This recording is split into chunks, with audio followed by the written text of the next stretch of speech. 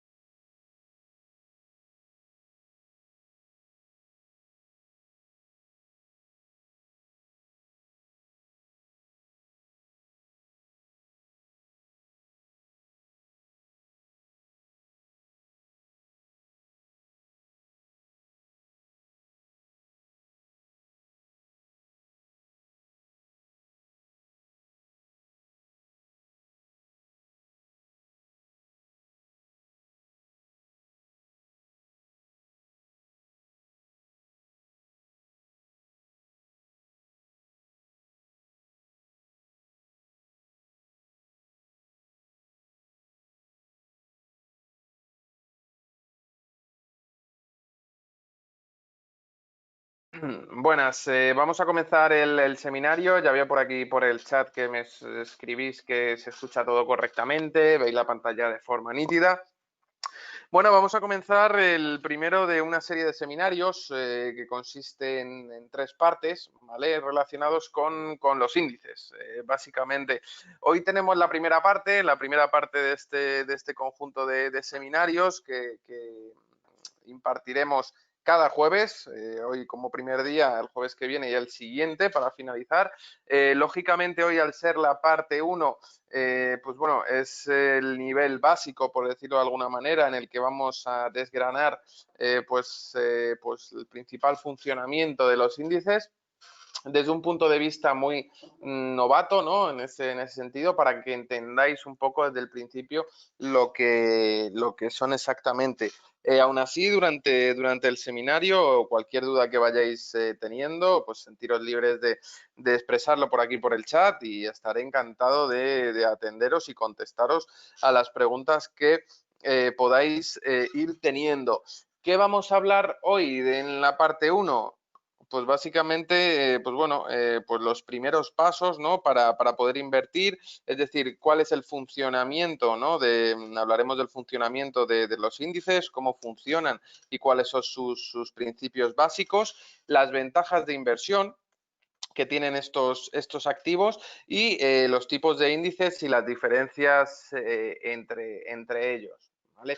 En el de la semana que viene, pues ya trataremos temas un poco más complejos, como los multiplicadores de cada índice, las diferencias de divisa, periodicidad de los rollovers, composición, cálculo, etcétera, etcétera. Y ya en el último seminario, en la parte 3, en la parte final, ya veremos diferentes estrategias, coberturas, flexibilidades operativas, aspectos más prácticos, por decirlo de alguna manera. Así que bueno, vamos directamente con la parte 1, ¿no? Para ver un poco cuál es el funcionamiento y en qué consisten los índices, y comentar que básicamente un índice no es más ni menos que un conjunto, una cesta de diferentes acciones, de diferentes valores, ¿vale? Es decir, en el caso de España, pues como todos conoceréis, el IBEX 35, en este caso son las 35 empresas con mayor capitalización del mercado español, que cotizan en el mercado español, ¿no? Lógicamente, cada X tiempo hay un consejo, ¿no? del índice que decide, pues bueno, pues qué empresas van entrando y van saliendo en función de si se acercan a determinados niveles de capitalización, balances, etcétera, etcétera, ¿vale? Pero bueno, eso mejor dejarlo de momento un poco más a un lado.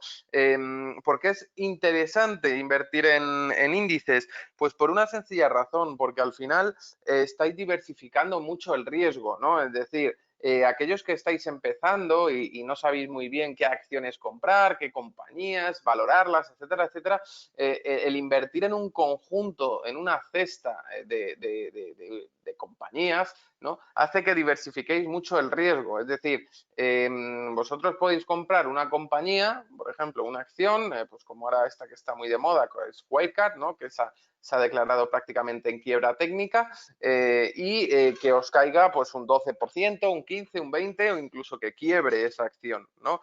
Sin embargo, si invirtierais en el índice y que esa empresa que ha quebrado o que fuera muy mal suponiese una parte muy pequeña del total de vuestra inversión, pues prácticamente no afectaría al índice, ¿no? En este caso, pues bueno, si pudieseis invertir en el DAX alemán, pues veis como el DAX alemán, a pesar de que pueda tener compañías que estén atravesando diferentes dificultades, pues el DAX alemán en su conjunto está tendiendo a subir y a subir con fuerza, ¿no? Desde hace unas semanas. Entonces, es fundamental a la hora de diversificar riesgos, ¿no? Es un producto, básicamente, que para aquellos que estáis empezando está muy bien por la diversificación del riesgo, por la facilidad de uso, que ahora comentaremos, ¿no? Porque es realmente sencillo, ¿no? El operarlo y sobre todo porque te da la imagen fiel de un conjunto determinado, es decir, de Estados Unidos, por ejemplo, de empresas tecnológicas de Estados Unidos,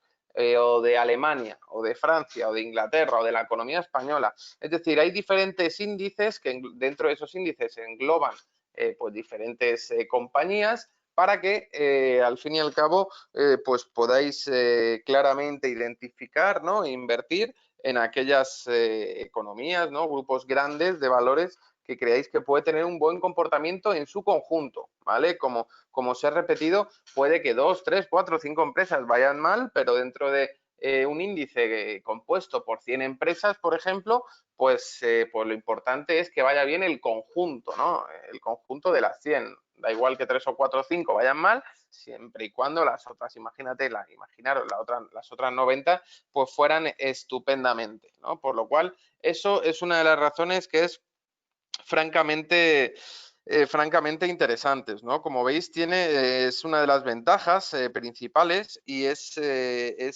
fácilmente asumible y entendible por aquellos que estáis empezando a trabajar en el mercado. ¿Por qué quería trabajar de los índices? ¿Por qué queríamos hablar un poco de los índices? Porque, a mi modo de ver, es uno de los productos más sencillos para operar y para incorporarse a esta nueva ola del mercado, ¿no? Que está generando bastantes oportunidades. Es francamente sencillo y al fin y al cabo no es quizás tan complicado como puede ser el mundo del Forex, ¿no? De las divisas, incluso de las materias primas, que quizás no tenemos buenos fundamentales o fundamentos sobre qué puede pasar con el precio del petróleo, con el precio de la soja, con el precio del gas natural. Quizás no disponemos de la información suficiente, ¿no? Pero sí que es cierto que, bueno, que en estas caídas de mercado, pues podemos decir, pues mira, yo creo que Alemania de aquí a 2 años va a estar mucho mejor que ahora, pues voy a comprar el índice alemán, ¿no? Por ejemplo, ¿no? Entonces, es una manera de trabajar en ese sentido. Vamos con un ejemplo con el IBEX 35, ¿vale? Si vamos directamente con el IBEX 35, ¿cómo podríamos operar en este valor? Pues muy sencillo, una vez que tenemos el gráfico abierto, ¿no? El gráfico del IBEX 35, podemos darle botón derecho, nueva orden, y aquí se nos abre una boleta, ¿vale? Se nos abre una boleta en la que aparecen 3 opciones, ¿vale? Volumen, valor del contrato y margen, ¿vale? Esto es fundamental. ¿Por qué es fundamental? Pues por una sencilla razón, porque aquí en este momento estamos viendo qué valor nominal vamos a invertir o es con el que vamos a trabajar en nuestra operación. Es decir, si nosotros movemos el volumen, veis que va cambiando el valor del contrato, ¿vale? Imaginaros que queréis comprar pues el IBEX 35 por valor de 10.000, ¿vale? Pues aproximadamente estaríamos hablando, iríamos calculando, ¿vale? Iríamos calculando y un volumen de 0,15 equivaldría a un valor nominal de 10.000, en este caso 10.825 euros, ¿vale? Dándole a comprar, estaríamos comprando ya el IBEX 35 por un valor de 10.000 euros, ¿vale? A nosotros de margen nos retienen 1.082,55 euros, perdón. ¿De acuerdo? Eso significa que el broker os va a coger de garantía, ¿vale? Para poder hacer esa operación esos 1.080 euros aproximadamente. ¿Significa que con eso, teniéndolo en cuenta, es suficiente para hacer la operación de 10.800 euros? Sí y no. Es decir, que el broker coja eso de garantía no quita que vosotros estéis en mercado por valor de 10.000 euros, ¿vale? Recordad que si vosotros solo tenéis 1.000 euros en la cuenta y estáis en mercado por valor de 10.000, en cuanto se mueva en vuestra contra un 10%, habréis perdido 1.000 euros. Un 10% de 10.000, que es lo que tenéis en mercado, habéis perdido 1.000 euros. Si tenéis una cuenta de 1.000 euros, pues os habríais perdido la cuenta. Por lo cual, es aconsejable siempre tener un capital mayor, ¿vale? Tener más músculo financiero. No significa que por tener más músculo financiero se vaya a invertir todo, ni mucho menos. Al contrario de lo que la gente piensa, muchas veces parece que cuanto más capital se pueda tener en una plataforma, más arriesgado es y mucho más lejos de la realidad. El tener mayor capital muchas veces implica el tener mayor flexibilidad operativa, implica el tener más músculo financiero. Vas a poder aguantar una posición más tiempo si lo que quieres trabajar es a largo plazo. No vas a ir tan ajustado en el nivel del margen. Es decir, muchas veces en la mayor parte de las veces, el tener más capital en la cuenta ayuda sobre todo a que tengas más flexibilidad en tu operativa, sobre todo si tienes las cosas claras de, oye, mira, yo quiero comprar el IBEX 35 por valor de 10.000 euros y ya está. Es decir, o sea, que tampoco voy a estar haciendo gran cosa, mucho más, hasta que no cierre esta operación o etcétera, etcétera. ¿Vale? Entonces, esto es un ejemplo claro, por decirlo de alguna manera, ¿no? de cómo poder trabajar este tipo de índices. ¿Vale? Es una manera de cómo poder comprarlo. Luego, lógicamente, pues podríais situaros vuestro stop loss, vuestro take profit, ver cuánto perdéis si toca X puntos, ver cuánto ganáis si subiese 1.000 puntos, etcétera, etcétera. Os podéis programar la operación metiéndola a mercado, incluso programar la operación mediante una orden pendiente. ¿Vale? Metéis vuestra orden pendiente, si llega a este punto, pues que me compre. ¿Cuánto? 0,15, que equivale a 10.000 euros, y fecha de vencimiento, pues la que quiera poner. ¿Vale? Este es un ejemplo que os he comentado, que es un poco cómo se aplicaría. Si, por ejemplo, nos vamos al DAX alemán, ¿vale? Lógicamente, y le abrimos aquí la boleta, si quisiéramos comprar por valor de 10.000 euros, estaríamos hablando de 0,3 o 0,4, ¿vale? Hemos hablado antes en el IBEX 35 que para comprar por valor de 10.000 euros teníamos que comprar 0,15 de volumen, 0,15 lotes. Sin embargo, en el DAX estamos viendo que para comprar por valor de 9.000 serían 0,03, ¿vale? 0,04 ya se nos iría a 12.000 de valor, ¿vale? De valor del contrato, de valor nominal, ¿no? En ese sentido. Entonces, esto es una de las razones que podéis decir. ¿Y eso por qué? Pues porque al fin y al cabo, cada índice tiene multiplicadores diferentes, cada índice se compone de una manera diferente, tiene diferentes precios, entonces el volumen nunca va a ser el mismo, ¿vale?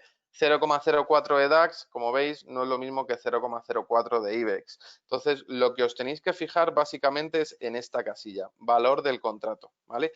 ¿Cuánto quiero comprar? ¿Por qué valor nominal quiero estar en mercado? Y en función de esto, pues vais subiendo el volumen y vais viendo por cuánto estaría yo en mercado, básicamente, ¿vale? Esa sería un poco lo que es la gran diferencia, ¿no? En ese sentido.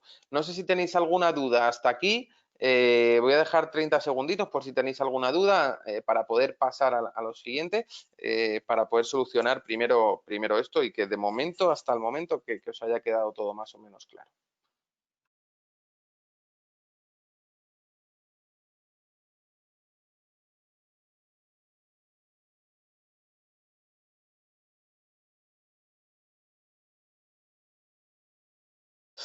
Vale, todo claro, me ponéis por aquí. Fenomenal, estupendo. Bueno, vamos a ver qué tipos de índices hay y cuál es la diferencia entre ellos, ¿vale? No voy a entrar en cuál es el multiplicador de cada uno, no voy a entrar cuál es la diferencia de divisas entre uno y otro, o la periodicidad de los rollovers, etcétera, etcétera, porque eso es en la segunda parte que haremos el jueves que viene. Y como os he comentado, esta primera parte era una parte muy básica para que sepáis más o menos cómo funcionan y la diferencia entre ellos. ¿Vale? Lógicamente, pues como podéis ver, si nos vamos aquí al apartado de índices, ¿vale? En IND, ¿vale? Tenemos 3 zonas geográficas en las que vamos a trabajar los índices. América, Asia-Pacífico y Europa. ¿Vale? Vamos directamente a Europa. Generalmente los más operados tienden a ser pues el DAX alemán, sobre todo. Aquí tenemos el Eurostoxx también, EU50, un índice bastante operado. Luego diría que quizás el CAC francés, que es el FRA 40, ¿vale? También es un índice bastante operado. Y luego, pues bueno, pues el IBEX 35, que es el SPA 35. Aquí le tenéis. Este es el FTSE 100 de Inglaterra, ¿vale? También se trabaja. Y bueno, tenemos también el MIB italiano, ¿no? Aquí lo tenemos, el índice de Holanda, ¿vale? Lo podéis ver, ¿ves? Incluso si dejáis el ratón encima, os explican que es pues bueno, las 25 mayores empresas de Holanda, ¿no? De Netherlands, en ese sentido. Tenemos también aquí el índice polaco, ¿vale? De Polonia, el austriaco, el suizo, pues bueno, tenemos varios, estos en la parte de Europa. ¿Vale? América, que muchos preguntáis por América. Quitando este, que es el índice VIX, ¿vale? Que es el índice de volatilidad, que por otro lado también es un índice bastante operado, ¿no? En ese sentido. Generalmente lo que más se opera son 4 índices americanos muy fuertes, ¿vale? Que en este caso es el Dow Jones, es el US30, ¿vale? A todos os sonará, os recordará que el Dow Jones, de hecho es el único índice que en vez de ponderar sus compañías por capitalización, las pondera por precio, pero bueno, en ese sentido es un poco más profesional, ¿no? Este tipo de información no nos tendría por qué afectar, ¿vale? Luego tenemos el SP500, ¿vale? Que es el US500, que no sé dónde está por aquí, mira, aquí está arriba, el US500, y luego tenemos el Nasdaq 100, ¿vale? Que es el US100, aquí le tenéis. ¿Vale? Esos son los 3 índices más operados, que más se operan. ¿Cuál iría después? El US200. 2000, perdón, el US2000, que es el Russell, ¿vale? El Russell 2000. Concentra 2.000 compañías americanas. Entonces, pues bueno, básicamente ahí podéis ver los índices que más se operan, ¿no? Que más sería interesante que empezaréis a trabajar con ellos, ¿vale? Esos 3 americanos, os diría, el SP500, el Nasdaq 100 y el Dow Jones. Y en Europa, el DAX alemán, el Eurostock, el CAC francés. Bueno, si os estáis más cómodos con el IBEX 35, también podéis hacerlo. Lógicamente, probablemente los conozcáis bastante más, pero mundialmente el IBEX 35, las cosas como son, es un índice que se opera bastante poco. ¿Vale? Algunos me preguntáis, ¿vale? Algunos me preguntáis que cuál es la diferencia entre el índice y el cash, ¿vale? Entre el US30 y el US30 cash. Entre el SPA 35 y el SPA 35 cash. La diferencia básicamente es que el cash es el contado, ¿vale? Es el índice de contado, por decirlo de alguna manera. Es como si coges todas las compañías, la divides entre la ponderación que tiene cada una y se suman, ¿vale?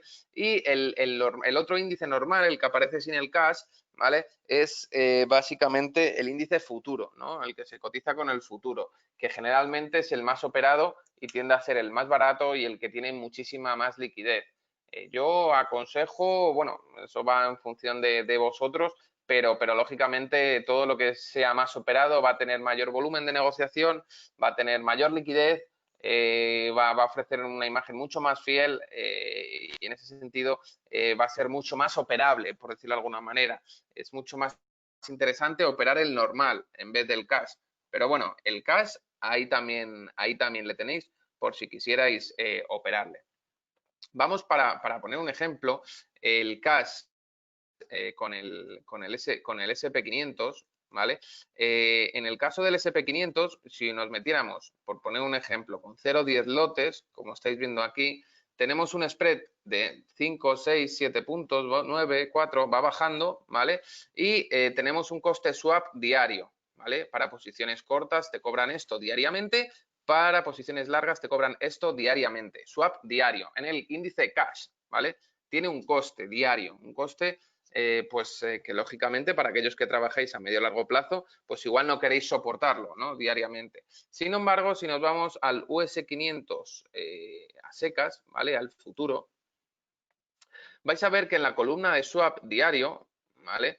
En vender, independientemente de que estéis cortos o que estéis alcistas, ¿vale? Antes he puesto el ejemplo con 0,10, voy a ponerlo exactamente igual, ¿vale? Como veis, el coste es 0, ¿vale? Y el spread tiende a ser exactamente pues muy parecido, 5, 6, 7, 4, 9, 8, 5, 4, o sea, en función de las condiciones de liquidez que haya en ese momento y de volatilidad, pues lógicamente es un spread variable y se va moviendo, pero lo importante es que nos van a cobrar coste swap intradiario, es decir, vais a poder mantener la operación el tiempo que queráis, vais a poder sobreponderar, incrementar posiciones, etcétera, etcétera, etcétera. Por lo cual es quizás bastante más interesante, aparte de que tiene mucho más liquidez, operar los que no tienen el cash, ¿vale? El normal, el US500 a secas, ¿vale? Sin que tenga la palabra cash.